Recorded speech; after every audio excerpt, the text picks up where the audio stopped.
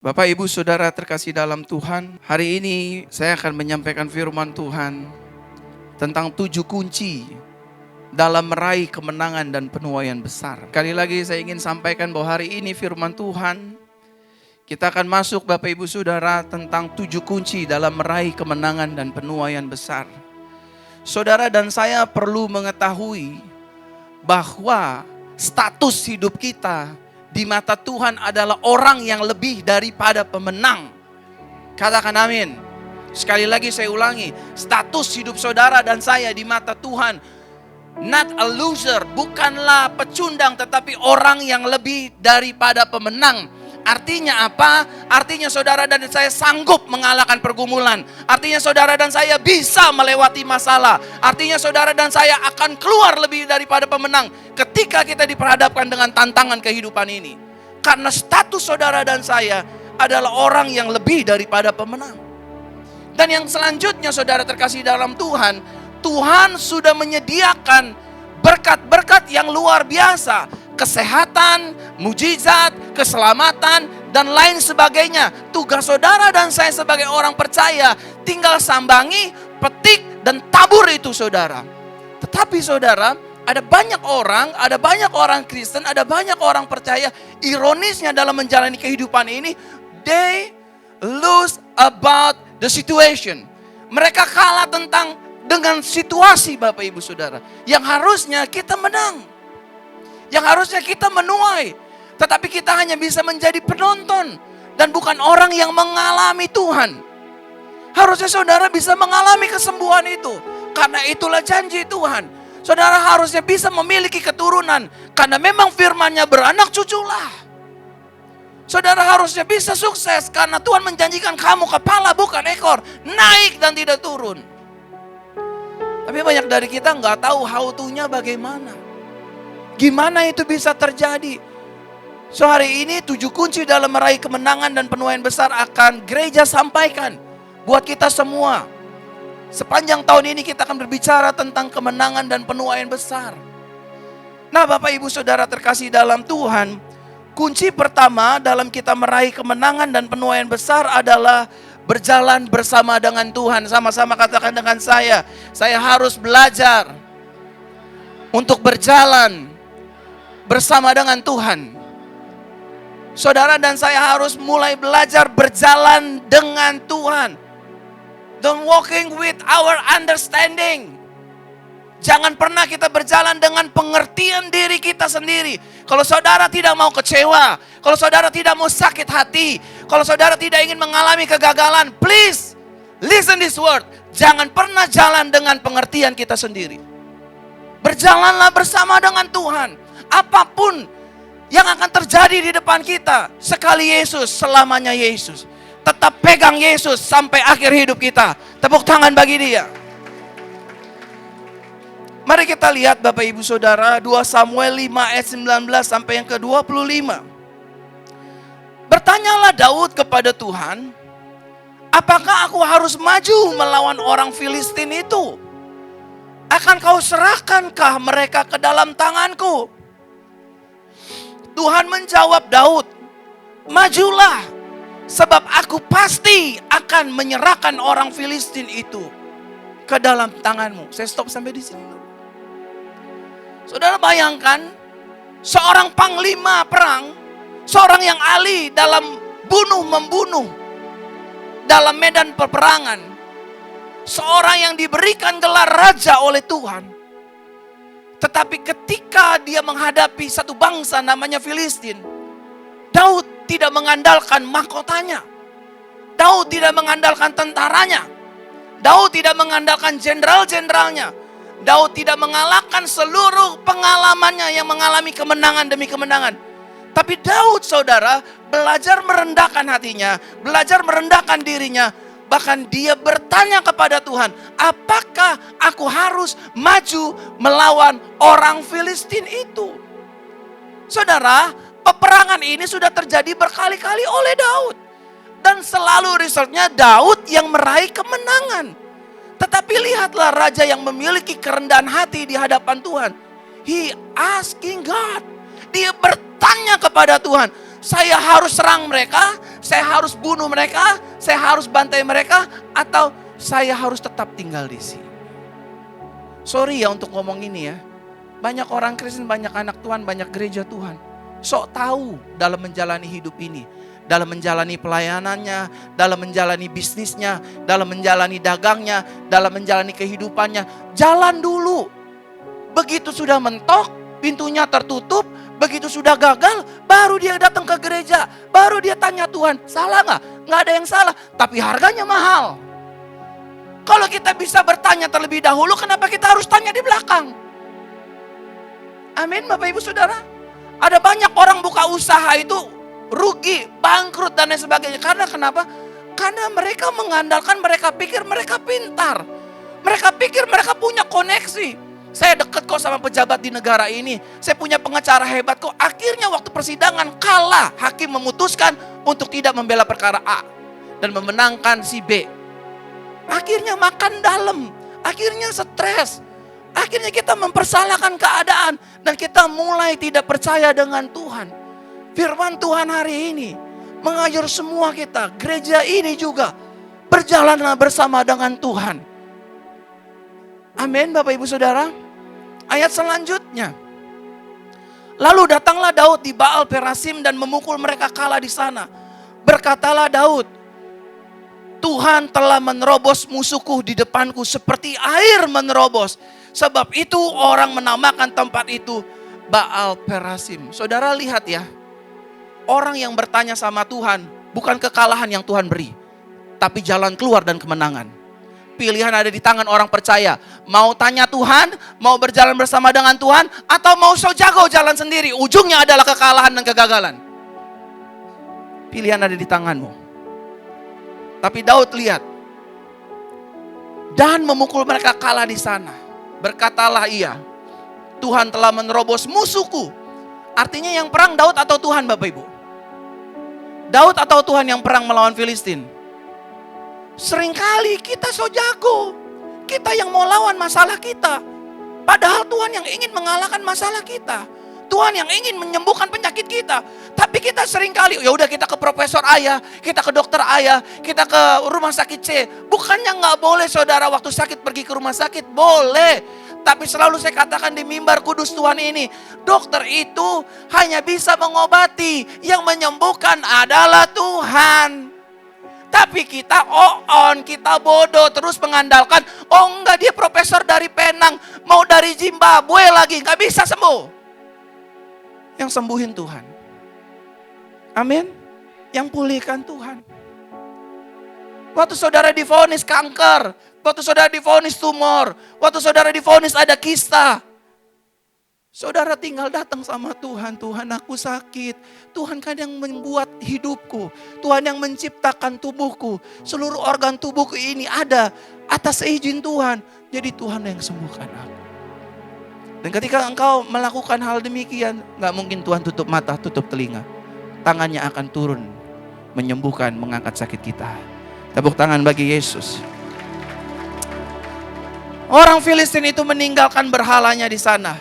Lalu Daud dan orang-orangnya mengangkatnya. Ketika orang Filistin maju sekali lagi dan memencar di lembah Refaim, maka bertanyalah Daud kepada Tuhan. Bayangkan saudara, 2 kali, twice, David asking God. 2 kali dia bertanya sama Tuhan dan ia menjawab, janganlah maju, tetapi buatlah gerakan lingkaran sampai ke belakang mereka, sehingga engkau dapat menyerang mereka dari jurusan pohon-pohon kertau. Yang pertama Daud tanya, Tuhan, boleh nggak saya serang Filistin? Maju, saya akan kalahkan. Dan hasilnya Tuhan menyerahkan orang Filistin dalam kekalahan. Yang selanjutnya Daud bertanya, Tuhan boleh nggak saya maju?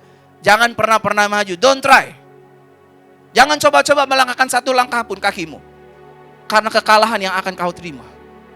Saudara lihat, Daud bertanya dan Tuhan menjawab, janganlah maju. Ada banyak orang Kristen, maafkan saya, kepercayaan dirinya bukan dengan Tuhan. Kepercayaan dirinya dengan siapa dia berjalan. Dengan orang kayanya, dengan donaturnya, dengan pengacaranya, dengan jenderalnya. Bukan itu gak boleh, boleh. Tetapi for the first, make sure Our confidence when we walk with Him. Him, it's been Jesus.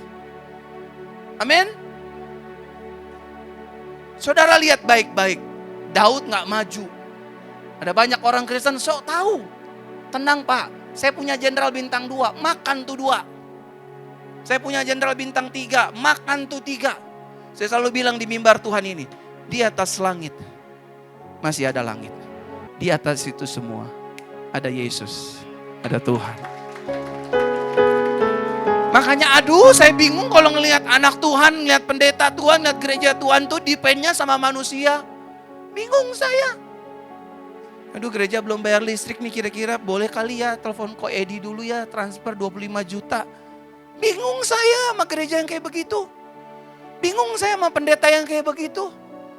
Ngomong Yeremia 17 ayat 7, diberkati orang yang mengandalkan Tuhan, yang menaruh harapannya kepada Tuhan, yang hatinya melekat kepada Tuhan. Waktu gereja gak bisa bayar full timer, persembahan kasih dan sebagainya. Pak Troy boleh transfer dulu gak 30 juta bulan depan saya ganti. Saya bingung saya. Padahal kan Tuhan gak ngajarin gitu. Tuhan ngajarin kalau kamu ada masalah, masuk kamar, tutup matamu, lipat tanganmu, berdoa. Bapamu yang di sorga tahu apa yang kamu minta. Dan Dia tidak hanya mendengar, tapi Dia juga akan menjawab. Amin. Ini bentar-bentar, transfer dulu dong, transfer dong. Jalanin deh persembahan ketiga. Ya ampun. Dia gak percaya bahwa Tuhan yang menyertai dia itu jauh lebih besar. Jauh lebih hebat. Jauh lebih dahsyat. Ayat 24. Dan apabila engkau mendengar bunyi derap langkah di puncak pohon-pohon kertau itu, maka haruslah engkau bertindak cepat. Bayangin, Tuhan bukan hanya melarang dan merestui, tetapi Tuhan memberikan how to-nya. Jalannya gimana? Kalau saudara punya usaha salon, usaha makanan dan lain sebagainya, kenapa gagal? Ya karena kamu gak libatin Tuhan.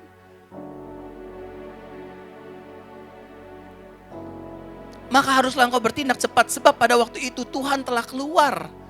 Lihat tuh, Tuhan telah apa? Tuhan telah keluar untuk apa? Berperang di depanmu untuk apa Bapak Ibu? Memukul kalah tentara orang Filistin. Jadi jangan biarkan kita yang ribut sama masalah kita. Makanya selalu saya bilang sebagai pendeta di tempat ini, mewakili gembala sidang dan gereja ini, kalau ada masalah orang rendahin kita, orang ngomongin kita, orang mau nusuk kita dari belakang, biarin. Angkat tanganmu, izinkan Tuhan turun tangan bela hidupmu. Amin. Karena yang berperang itu Tuhan. Yang maju di depan kita itu Tuhan. Tuh gak saudara, tutup mata, lipat tangan, doa. Walaupun mungkin kita sering kali diomongin banyak orang-orang Kristen, doa melulu, doa melulu, doa melulu. Doa tanpa bertindak mati, tahu, nggak apa-apa. Yang pertama doa, Tuhan, berjalanlah di depanku. Aku nggak punya kemampuan. Kuserahkan orang-orang yang menyakitiku ke dalam tangan. Aku percaya Tuhan bukan hanya mendengar, tapi Tuhan akan membela dan bertindak menolong perkaraku. Maka kita akan mengalami kemenangan ini. Tepuk tangan bagi Tuhan. Dan Daud berbuat demikian seperti yang diperintahkan Tuhan kepadanya. Maka, Tuhan Yesus baik. Ia memukul kalah orang Filistin mulai dari Geba sampai ke Gezer. Kalau saudara ingin lihat kemenangan terjadi sepanjang tahun ini, di seluruh aspek hidup kita, rumah tangga, ekonomi, keuangan, dan lain sebagainya, jangan coba-coba jalan sendiri. Libatkan Tuhanmu, libatkan Yesusmu, libatkan Elohimmu. Engkau duduk tenang, Tuhan yang berperang ganti kita. Tepuk tangan sekali lagi bagi Tuhan. Ada banyak jemaat yang bertanya kepada saya, Pak Pendeta, Pastor, apa yang dimaksud dengan berjalan bersama dengan Tuhan? Saya nggak ngerti. Kalau saya boleh simpulkan secara sederhana, berjalan bersama dengan Tuhan itu berarti kita melibatkan pribadi Tuhan dalam seluruh aspek kehidupan kita. Libatkan Dia dalam seluruh aspek kehidupan kita. Dalam kesehatan, libatkan Tuhan. Dalam usaha, libatkan Tuhan. Dalam rumah tangga, libatkan Tuhan. Waktu rumah tangga tidak melibatkan Tuhan, maka rumah tangga itu akan penuh dengan air mata kesedihan. penuh dengan caci maki, penuh dengan kekerasan, penuh dengan pengkhianatan, penuh dengan perselingkuhan. Rumah tangga yang dibangun yang tidak jalan dengan Tuhan, isinya akan ada banyak perzinahan. Satu dengan yang lain tidak saling jujur. Rumah tangga yang tidak dibangun di atas dasar Tuhan, suaminya di barat, istrinya di timur, anaknya di selatan. Itu pasti. Karena firman berkata, orang yang tidak jalan bersama denganku, dia tidak dapat apa-apa. Tapi kabar baiknya, tidak ada yang terlambat dalam Tuhan. Kalau waktu pertama kita membangun rumah tangga tidak bersama dengan Tuhan, ketika kita sadar, mulailah bangun hubunganmu dengan Tuhan.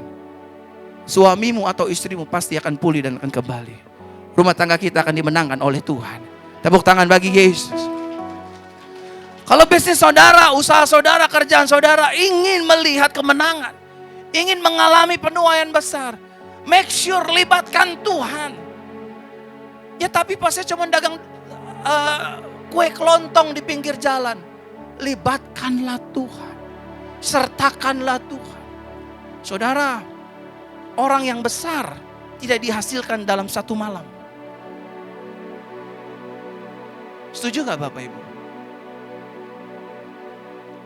Mobil yang mewah, yang namanya Rolls Royce Phantom, tidak diciptakan dalam waktu 1-2 minggu, saudara. Handmade. Makanya harganya mahal. Makanya yang punya tuh hanya orang-orang pilihan yang punya kemampuan hebat secara finansial. Libatkan Tuhan. Meskipun terlihat seperti orang bodoh.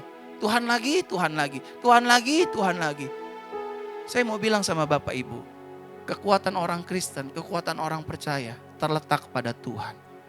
Orang dunia memiliki kekuatan, jabatan, popularitas, nama baik, keuangan, kesehatan, ekonomi, dan lain sebagainya. It's very different. Sangat berbeda saudara, mereka dengan kita. Kekuatan kita ketika kita melibatkan Tuhan. Ada banyak anak muda memilih pasangan hidup. Ada banyak orang percaya dalam memilih pasangan hidup gak melibatkan Tuhan.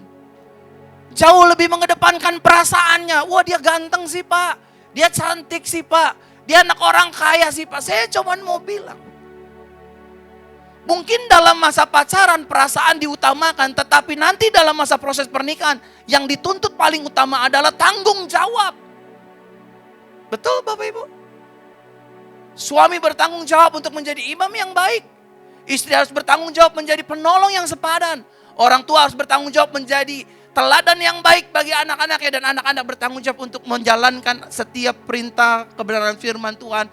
Dan juga nasihat-nasihat dari orang tua. Dan pada akhirnya kalau kita gak melibatkan Tuhan, menyesal di kemudian hari.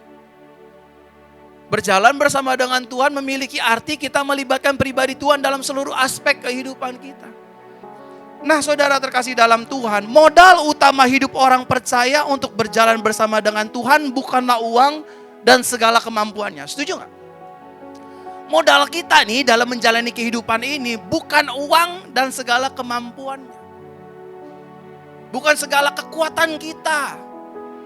Kenapa harus saya tulis hal ini? Karena uang dan kemampuan kita seringkali dikalahkan dengan orang yang jauh lebih di atas kita.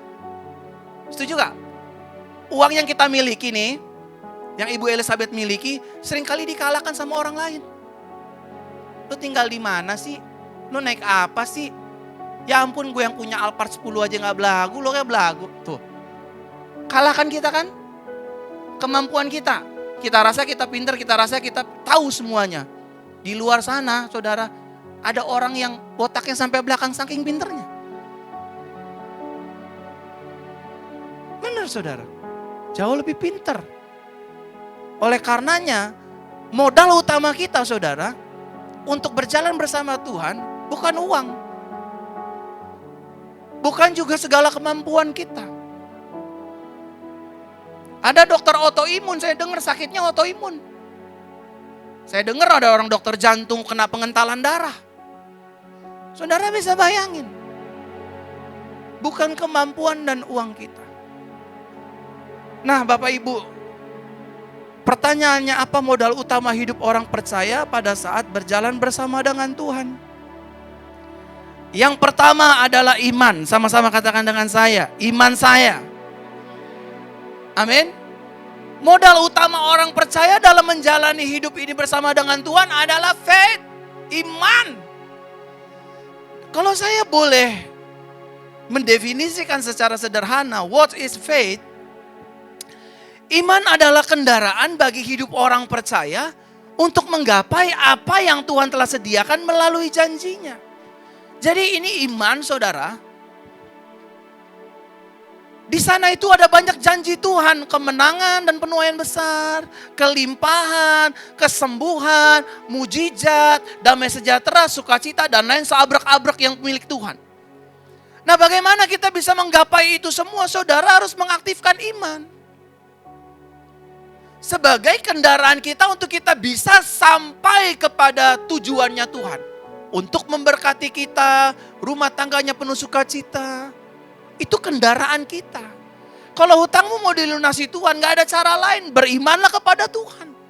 Akuilah kesalahanmu dan jangan lakukan itu lagi. Dan berjalanlah bersama dengan iman. Setuju Bapak Ibu Saudara? Nah, saudara terkasih dalam Tuhan, karena iman, Abraham itu dibenarkan oleh Tuhan. Ada banyak orang bertanya sama saya, kenapa persembahan Hebel diterima Tuhan, persembahan Kain gak diterima Tuhan? Ini bukan bicara tentang bahan persembahannya. Kalau saudara bisa baca firman Tuhan di Ibrani pasal 11 tentang tokoh-tokoh iman. Ternyata yang membuat persembahan Hebel itu diperkenan oleh Tuhan, Hebel memberikan persembahannya itu dengan iman. Dengan iman kepada Tuhan dia berikan persembahannya, saudara. Makanya persembahan Kain ditolak, tidak diindahkan menurut Bible. Kenapa? Kain memberikannya sebatas memberi seperti orang memberi kepada tukang parkir. Tapi Hebel memberikan kepada Tuhan persembahannya, saudara, dengan iman. Makanya Bapak Ibu Saudara, yang dipuji oleh Yesus, waktu Yesus melihat bersama dengan murid-muridnya, murid-muridnya bertanya, guru, persembahan siapa yang paling berkenan? Orang-orang kaya itu atau janda yang memberikan persembahan 2 peser? Lalu Yesus memuji, janda itu yang aku perkenan. Kenapa? Karena janda itu memberi dengan iman. Walaupun nominalnya mungkin 2.000, 10.000. Kalau kita memberinya dengan iman, Tuhan menghargai. Makanya di akhir zaman, saudara, ya boleh tepuk tangan bagi Tuhan. Di akhir zaman, waktu Tuhan nanti datang bukan sebagai bayi dan juru selamat. Ingat baik-baik. Kedatangan Yesus yang kedua itu, saudara, bukan lagi sebagai bayi dan juru selamat. Tetapi kedatangan dia yang kedua itu sebagai hakim dan raja. Yang pertama, dia menjadi juru selamat dan bayi. Tapi kedatangan dia yang kedua kali, dia akan datang sebagai raja dan hakim untuk mengadili semua manusia. Dan waktu dia datang untuk kali yang kedua, dia akan bertanya kepada seluruh manusia, masihkah atau adakah iman kujumpai di muka bumi ini? Kalau saudara ingin sakit saudara sembuh, gak ada cara lain. Bukan obat dokter, bukan suntikan dokter, bukan medis, tetapi our faith, iman kita. Iman mengubah segala sesuatu. Karena iman, Elia dapat menurunkan hujan dan memberhentikan hujan. Karena iman, daganganmu diberkati Tuhan. Karena iman, rumah tanggamu dipulihkan Tuhan. Karena iman, sakitmu disembuhkan Tuhan. Karena iman, anakmu ditolong Tuhan. Iman selalu dihargai oleh Tuhan. Saudara lihat dalam perjanjian baru, orang-orang yang percaya Yesus bukanlah orang Kristen. Perempuan pendarahan yang sakit 12 tahun. Yesus bilang, imanmu yang menyelamatkan. Anak perwira yang hampir mati. Yesus berkata, imanmu yang membangkitkan anakmu. Semua all about faith. Your faith, our faith in Christ alone. Amin Bapak Ibu Saudara. Kalau saudara ingin melihat keberhasilan, aktifkan iman kita. Yang kedua, Bapak Ibu Saudara terkasih dalam Tuhan. Apa modal hidup utama orang percaya pada saat berjalan bersama dengan Tuhan? Yang kedua adalah ketaatan. Sama-sama katakan dengan saya harus belajar taat. Belum semua, saya harus belajar taat. Kalau saya boleh definisikan secara singkat Bapak Ibu Saudara, Ketaatan adalah penundukan diri total hidup kita kepada kehendak Tuhan. Sekali lagi saya ulangi, ketaatan adalah penundukan diri kita secara total kepada kehendak Tuhan. Ketaatan ini harganya mahal, saudara. Mahal. Harus mengorbankan kehendak bebas kita. Harus mengorbankan free will kita. Harus mengorbankan egonya kita. Taat. Dibaca dari kanan ke kiri sama. Taat. Dibaca dari kiri ke kanan tetap sama. Taat. Saudara terkasih dalam Tuhan, ada dua hal tentang ketaatan. Yang pertama, ketaatan itu selalu mendatangkan berkat Tuhan. Sama-sama katakan dengan saya, ketaatan selalu mendatangkan berkat Tuhan. Tetapi sebaliknya, ketidaktaatan mendatangkan murka Tuhan.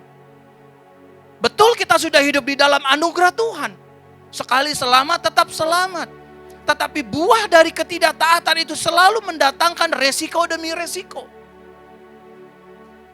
Saudara, ketika Abraham taat kepada Tuhan untuk menyerahkan anaknya yang tunggal yang satu-satunya bernama Ishak, Tuhan memperhitungkan itu sebagai sebuah kebenaran. Dan sejak saat itu Abraham diberikan berkat, diberikan emblem oleh Tuhan. Bapa dari segala orang beriman, orang percaya. Ketaatan Abraham diperhitungkan oleh Tuhan. Saudara dan saya harus belajar taat dengan Tuhan. Murid-murid Yesus waktu menyampaikan Injil kerajaan Elohim untuk menyebarkan kerajaan Tuhan, Yesus berkata, jangan seorang pun dari 12 ini membawa makanan, pakaian, dan lain sebagainya. Hanya tongkat dan kasut di kakimu yang harus kau bawa. Mereka nggak tanya, Tuhan, bagaimana makannya saya? Bagaimana hotelnya saya? Bagaimana dengan cien fulus duitnya saya? Saudara tahu, sepanjang mereka menginjil, mereka dipelihara Tuhan. Bangsa Israel 40 tahun dipelihara Tuhan. Saudara terkasih dalam Tuhan, saya mau cerita tentang ketidaktaatan. Ada seorang nabi yang bernama Yunus, kita sudah tahu bersama cerita ini.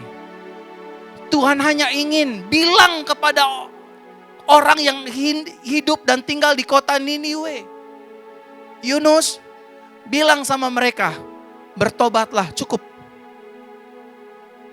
Hanya itu. Tapi apa yang dilakukan Yunus? Yunus lari dari panggilan Tuhan. Tuhan suruh Yunus ke Niniwe, tetapi Yunus melarikan jauh daripada hadapan Tuhan. Dia pergi ke Tarsis. Saudara terkasih dalam Tuhan, ketidaktaatan selalu mendatangkan murka Tuhan. Ketidaktaatan selalu mendatangkan malapetaka bagi hidup orang tersebut. Ajaran demi ajaran Tuhan akan berikan. Bapak ibu saudara terkasih dalam Tuhan, dalam perjalanan Yunus menyadari, harusnya saya jalan dengan Tuhan ke Niniwe. Tapi yang saya lakukan adalah saya jalan jauh dari Tuhan ke Tarsis. Saudara tahu, ada 120.000 orang yang tinggal di kota Niniwe yang mau diselamatkan Tuhan. Kenapa Tuhan mengejar dan mengudak hidup Yunus? Karena Tuhan bukan melihat Yunus yang paling dipentingkan, diutamakan di mata Tuhan, tidak. Di balik cerita itu saudara, ada nyawa 120.000 orang.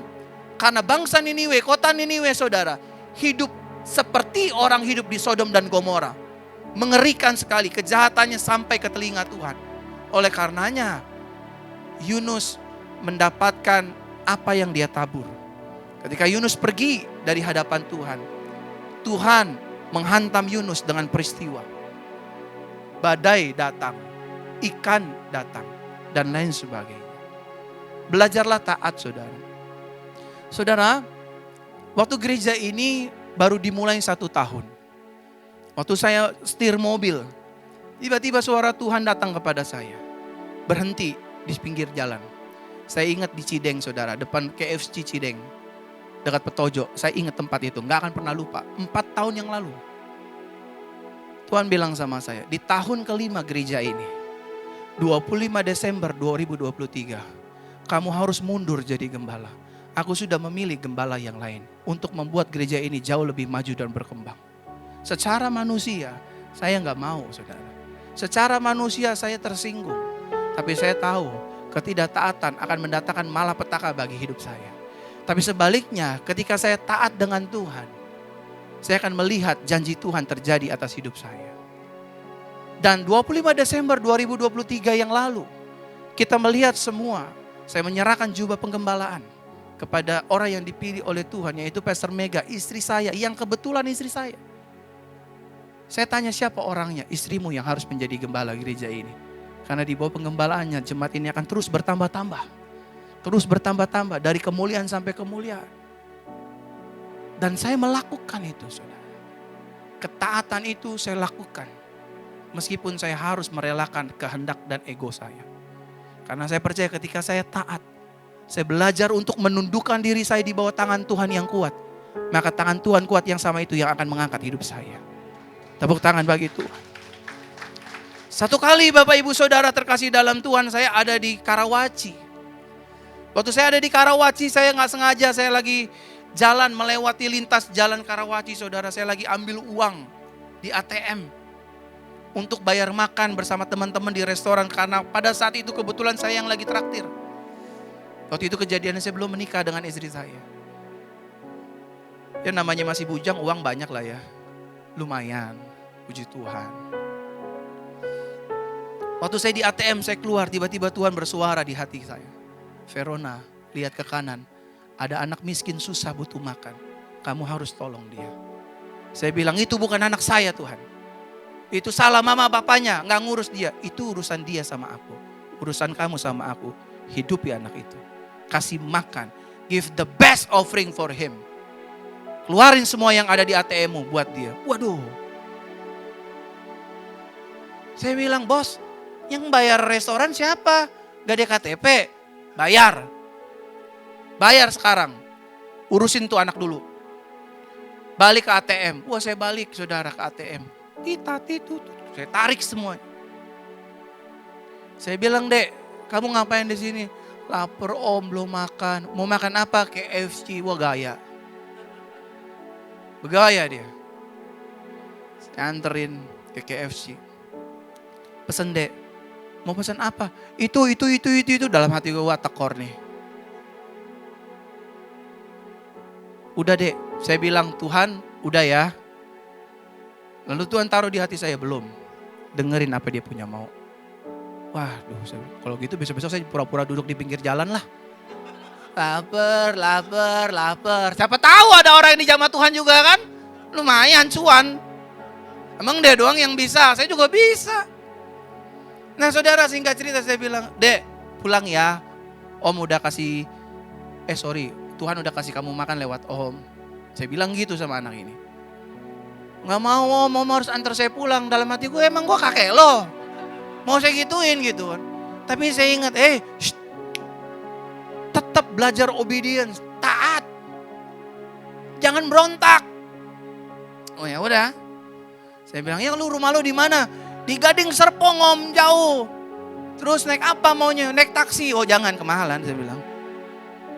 Akhirnya nego ada Grab. Dulu ada Grab motor ya, ojol ya. Saya ojolin. Waktu saya ojolin, saya bilang bang 50.000 bawa dia ke Gading Serpong. Ini makanannya saya kasih abang 50.000 jatah, saya kasih fee abang 50.000 jadi 100.000. Jangan ditilep uang dia ya, jangan ditagih ya. Oke pak. Setelah itu Bapak Ibu Saudara, saya pikir udahlah, ini anak pengangkatan kayak kabur kayak kemana kayak gitu ya. Pulang kayak ke rumah Bapak di sorga gitu kayak. Waktu sudah selesai dia nengok. Om, uang jajan aku belum. Ya dia pikir saya bapaknya kali. Gue bilang, lu tulis aja nama lu di kakak gue. Uang jajannya belum om. Saya bilang, Tuhan uang jajan kasih semua di kantong lo. 0 saudara, di ATM 0, di dompet 0. Saya tahu kalau saya telepon pacar saya, yang namanya Mega Wistasim yang hari ini jadi istri saya pasti tahu. Itu bukan suara Tuhan, tuh setan. Masa suara Tuhan bikin cowok gue boncos? Gue gak pernah denger sama orang suara Tuhan kasih Mega. Untung saya gak telepon tuh barang saudara. Singkat cerita saudara, pulanglah anak ini. Saya bilang, ya udah Tuhan ini udah habis nih, tinggal 800.000 di kantong nih. Saya bilang, Kasih. Set. Udah waktu saya muka udah nggak ada malu deh saudara. Udah nggak bisa ngangkat ke kasir. Udah Pak, udah ambil duitnya Pak. Waduh saya bilang.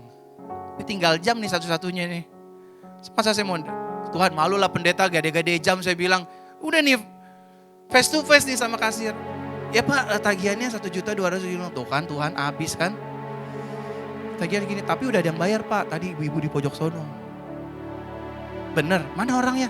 Udah gak ada. Ya barusan saya mau minta lebih gitu. Udah ada yang bayar Pak, tapi udah buru-buru Pak.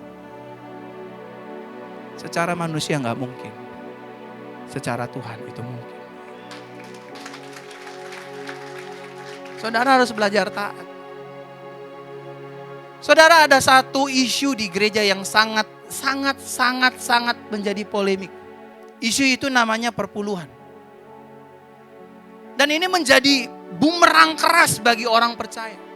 Saya saudara, orang mau ngomong apa, pendeta mau ngomong apa, gereja mau ngomong apa, doktrin mau ngomong apa, I don't care. I just care about this word. Kalau saya taat, Tuhan yang jamin saya. Saya bisa klaim Tuhan karena memang saya taat Tuhan. Saya kembalikan, saya tidak jadi maling, saya tidak terprovokasi. Orang Israel udah gak kasih perpuluhan, Yesus udah gak minta perpuluhan dan lain sebagainya. Bodoh amat. Saya mau taat. Dan ketaatan saya yakin dalam nama Yesus dia perhitungkan. Amin. Saudara, saya kasih contoh.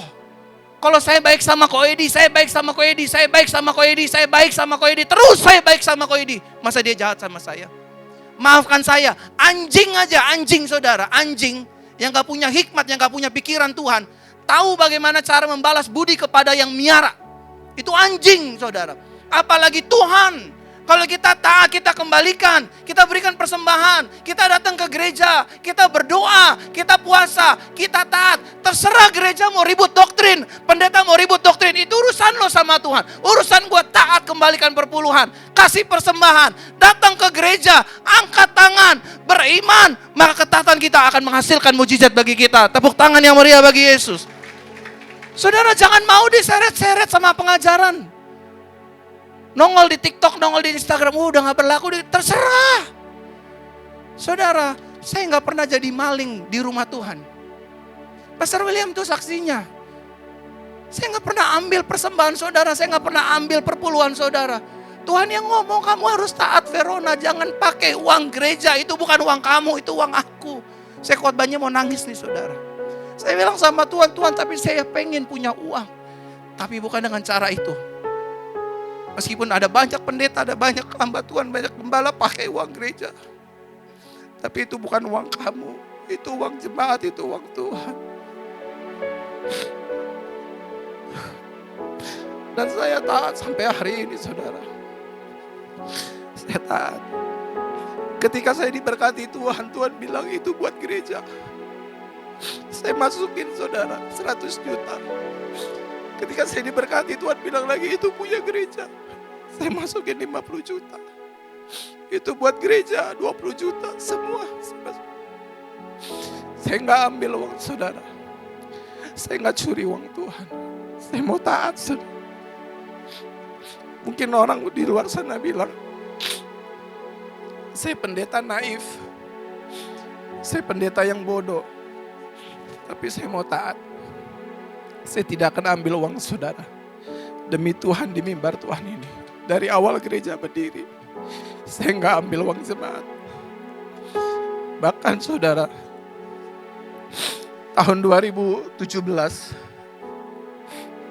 Saya ada di Kempinski. Lagi makan sama teman-teman pendeta. Lagi enak. Habis KKR. Saya makan saudara. Saya ketawa. Tiba-tiba Tuhan bicara dalam hati saya. Kamu enak tertawa di tempat ini. Kamu enak bersanda gurau bersama teman-temanmu. Tahukah apa yang kamu makan dari makanan yang kamu makan? Dari manakah asal uang itu? Tuhan info saya itu uang orang sakit. Itu uang orang sakit yang dipakai sama teman-teman pendetamu untuk mencukupi kehidupannya dia hari lepas hari.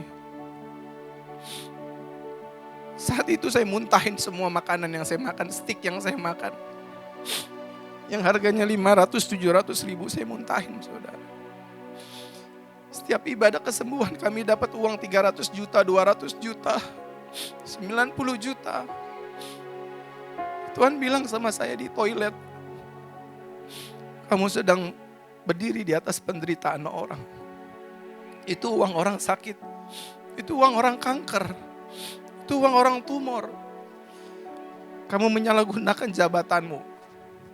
Saudara, sejak tahun 2017, 18 sampai 2024 sampai saya dipanggil Tuhan, saya udah janji sama Tuhan, tidak satu sen pun uang orang sakit akan saya terima. Tugas saya berdoa dan ikhlas. Saudara kalau memberkati saya, atas kesembuhan saudara, berkatilah gereja Tuhan. Saya dilarang keras untuk menerima uang orang sakit. Makanya saudara, saya melayani pejabat tinggi negara yang cucunya yang kakinya bengkok, saudara. Kalau saya sebut saudara kenal. Saya dikasih uang satu kantong Indomie. Karena dia melihat sendiri cucunya yang kakinya bengkok bisa lurus, saudara. Tuhan bilang sama saya, jangan kau ambil. Karena kakinya yang bengkok itu karena saya, bukan karena doamu. Serahkan uang itu ke gerejaku. Dan saya lakukan itu, saudara. Sampai hari ini saya belajar taat. Saya harap jemaat Tuhan di gereja ini belajarlah taat. Jangan terprovokasi dengan ajaran pendeta, doktrin gereja. Jangan. Ini saudara. Mana bisa saya khotbah di setting nangis begini, kalau bukan Roh Kudus. Dan semua yang saya ceritakan saya hidupi, saudara. Kalau kamu taat, kamu gak usah minta sembuh, Tuhan pasti sembuh. Kalau kamu taat, kamu gak usah minta rumah, dia kasih rumah. Kalau kamu taat, kamu gak usah doain suamimu untuk kembali, dia pasti akan kembali. Kalau kamu taat, sakitmu pasti sembuh. Belajar taat, saudara. Jangan jadi pemberontak, jangan seperti Yunus. Tuhan suruh seorang istri cukup punya satu suami. Sebaliknya suami cukup punya satu istri. Taat. Jangan ngingini harta sesamamu. Taat, saudara. Kita harus cari untung dalam berbisnis, tapi jangan buntungin hidup orang. Taat sama Tuhan. Kalau saudara taat, percayalah saya sebagai wakil Tuhan, saudara akan mengalami kemenangan dan penuaian besar. Tepuk tangan buat Tuhan.